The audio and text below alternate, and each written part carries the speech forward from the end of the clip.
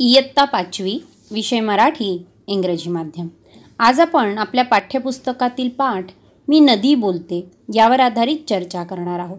या पाठात नदी स्वतःचा जन्म कुठे झाला, ती कशी मोठी होते, तिचा काय उपयोग आहे, ती आपल्यासाठी काय करते याबद्दल आपल्याला काही सांगत आहे. चला तर पाठास सुरुवात करू. मी आहे नदी, माझा जन्म पर्वतावर होतो.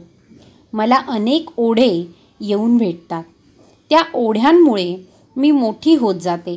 इतर नद्याही मला येऊन मिळतात. नदी, मी नदी आहे. नदी कह रही है कि मैं खुद नदी हूँ. माझा जन्म पर्वतावर होतो. बड़े बड़े पहाड़ों पर मेरा जन्म होता है. मला अनेक ओढे येऊन भेटतात. ओढे म्हणजे छोटी छोटी नदियाँ. तो छोटी छोटी नदियाँ जब आकर उनको मिलती है, त्या ओढ्यांमुळे मी मोठी होते और उसी छोटी छोटी नदियों के कारण नदी का स्वरूप बहुत बड़ा हो जाता है और वो एक बड़ी नदी बन जाती है. इतर नद्याही मला येऊन मिळतात और अनेक नदियाँ भी आकर एक नदी को मिलती है तो उसका स्वरूप और भी बड़ा बन जाता है. माणसे धरण बांधून मला अडवतात.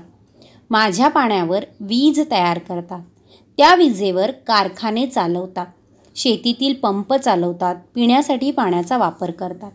आता माणसे धरण बांधून मला अडवतात. माणसे म्हणजे ह्यूमन बींग्स. धरण म्हणजे डैम्स. हम सबको पता है कि बड़े बड़े डैम बांधकर हम पानी को एक जगह पर स्टोर करते हैं. पानी को वहाँ पर सेव करके रखा जाता है और फिर जो बाद में अगर बारिश कम पड़े तो उसी पानी का उपयोग हम कर सकते हैं. इसीलिए डैम बांधे जाते हैं. मराठीमध्ये त्याला धरण म्हणतात. माझ्या पाण्यावर वीज तयार करतात और जो ये डैम का पानी है उस पर ही प्रोसेस करते बिजली बनाई जाती, इलेक्ट्रिसिटी बनाई जाती है. वीज म्हणजे बिजली बनाई जाती. त्या विजेवर कारखाने चालतात. बड़े बड़े फैक्ट्रीज चलती है. शेतीतील पंप, खेतों में लगने वाले पंप चलाए जाते हैं. पीने के लिए पानी का उपयोग होता है और पाण्याचा वापर बऱ्याच ठिकाणी आपण करतो. मी उड्या मारते, धावते, उंच कड्यावरून वेगाने कोसळते, धबधब्याच्या रूपाने पर्वतावरून खाली येते. मी उड्या मारते. नदी कह रही है कि मैं जंप करती हूँ, धावते, मैं भागती हूँ. उंच कड्यावरून मतलब ऊंचे ऊंचे पहाड़ों से नीचे आती हूँ, जिसे हम कहते हैं वाटरफॉल.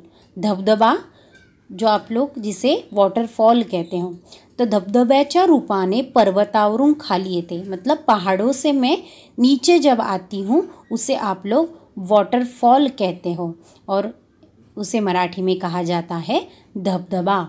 तर ती धावते, उड्या मारते, उंच कड्यावरून मतलब पहाड़ों से नीचे आती है और उसका एक रूप अलग होता है जिसका हम बहुत ज़्यादा आनंद लूटते हैं. परत एकदा वाचूया. मी उड्या मारते, धावते, उंच कड्यावरून वेगाने कोसळते, धबधब्याच्या रूपाने पर्वतावरून खाली येते. अशी ही नदी पर्वतावर जन्म घेते आणि खाली येते. पर्वतावरून मी सपाट मैदानी भागात येते. आता माझा वेग कमी झालेला असतो. माझ्या दोन्ही किनाऱ्यावरील परिसर मी हिरवागार करते. माझ्यामुळे शेतकरी शेतात भरपूर धान्य पिकवतात. मला एका गोष्टीची खंत आहे. मी सगळ्यांच्या उपयोगी पडते, तरीही माणसे माझ्या प्रवाहात सांडपाणी सोडतात, कचरा टाकतात, मला प्रदूषित करतात. अब नदी यहाँ पे क्या कह रही है, तो पर्वत उतारावरून मतलब पर्वत से नीचे आने के बाद जब मैं मैदान में आ जाती हूँ, सपाट प्लेन जगह पर आ जाती हूँ, तेव्हा माझा वेग कमी होतो. वेग म्हणजे काय, तर स्पीड. माझा स्पीड कम हो जाता है और मेरे किनारे पर जो भी गांव बसे हुए हैं या खेती है, जो मैं बस हरियाली ही फैलाती हूँ. किनाऱ्यावर परिसर मी हिरवागार करते, मतलब बहुत सारे पेड़ पौधे वहाँ पर होते हैं, इसीलिए चारों तरफ हरियाली दिखाई देती है. नदी के दोनों तरफ हमें हमेशा हरियाली भरा परिसर दिखाई देता है. माझ्यामुळे शेतकरी शेतात भरपूर धान्य पिकवतात और नदी के कारण किसान खेतों में बहुत सारा अनाज उगा सकते हैं. शेतकरी, शेतकरी मतलब किसान, धान्य मतलब अनाज, भरपूर मतलब बहुत सारा।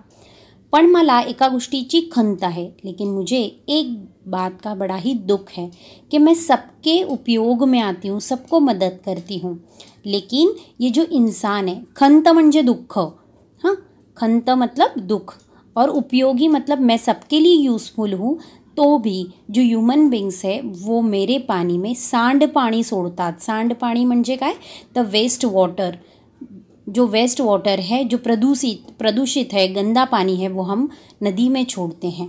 प्रवाह मतलब उसका फ्लो में वो पानी हम लोग छोड़ते हैं। कचरा टाकतात, कचरा फेकते हैं, मला प्रदूषित करतात और मुझे पॉल्यूटेड करते हैं। प्रदूषण म्हणजे पॉल्यूशन, हे शब्द आपल्याला इथे लक्षात ठेवायचं आहे। तर आपल्याला हे करायचं नाही, हे आपली काळजी आपण घ्यायची आहे।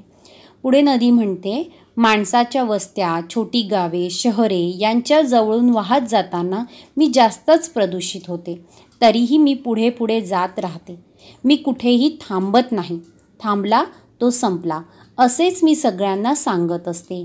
शेवटी मी सागराला जाऊन मिळते आणि नदी म्हणून माझा प्रवास थांबतो।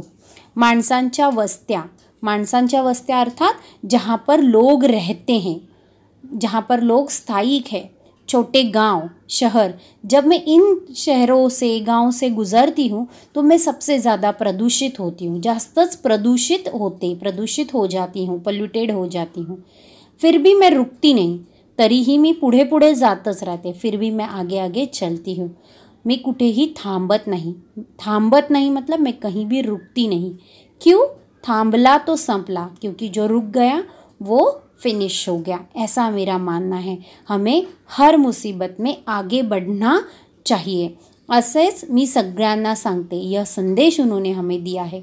शेवटी मी सागराला जाऊन मिळते, म्हणजेच आखिर में मैं जाकर समुंदर को मिलती हूँ और नदी का स्वरूप मेरा वहाँ खत्म हो जाता है, वो प्रवास मेरा खत्म हो जाता है। ऐसे नदी ने अपना परिचय यहाँ पर हमें दिया है। थैंक यू सो मच, धन्यवाद।